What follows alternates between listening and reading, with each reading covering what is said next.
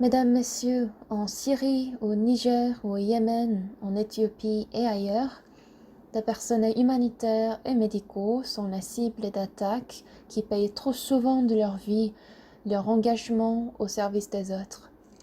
Or, le respect du droit international humanitaire n'est pas une option, c'est une obligation. Même la guerre a des règles.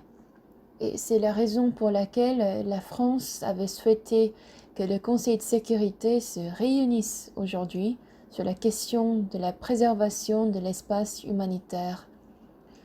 La réunion que nous venons de tenir a permis d'alerter sur le rétrécissement alarmant de l'espace humanitaire, les attaques et les crimes contre les humanitaires et l'impunité qui en résulte souvent, puis s'ajoute à cela une tendance à la criminalisation et l'imposition de restrictions administratives aux acteurs humanitaires qui risquent d'aboutir pour eux à une impossibilité d'agir.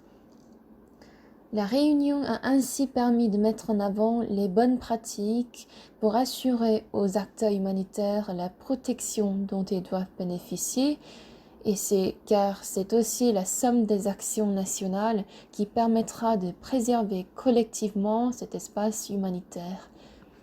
Cette réunion a par ailleurs illustré le besoin de renforcer la lutte contre l'impunité des auteurs de crimes contre les travailleurs humanitaires, et je note avec intérêt que plusieurs États ont appelé à un rôle accru de la justice pénale internationale à cet égard et une coopération judiciaire internationale pour faciliter l'ouverture d'enquêtes et de poursuites.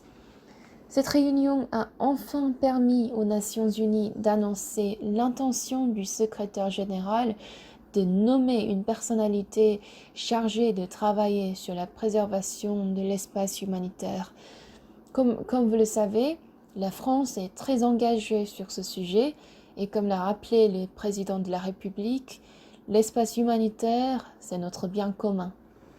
Nous devons sans cesse rappeler les principes du droit international humanitaire et notamment insister sur les principes de non-discrimination des bénéficiaires de l'aide humanitaire.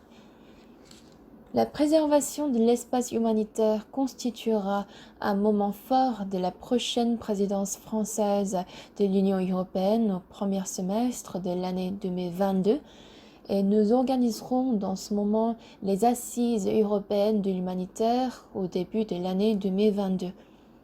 Cette échéance s'inscrit dans la continuité de l'appel à l'action humanitaire que j'avais lancé avec mon homologue allemand en septembre 2019 dans le cadre de l'Alliance pour le multilatéralisme. Et je voudrais rappeler que notre appel, cela a été aussi rappelé pendant cette réunion qui rassemble aujourd'hui 50 signataires en souhaitant qu'ils soient encore plus nombreux dans les semaines qui viennent. Je vous remercie de votre attention.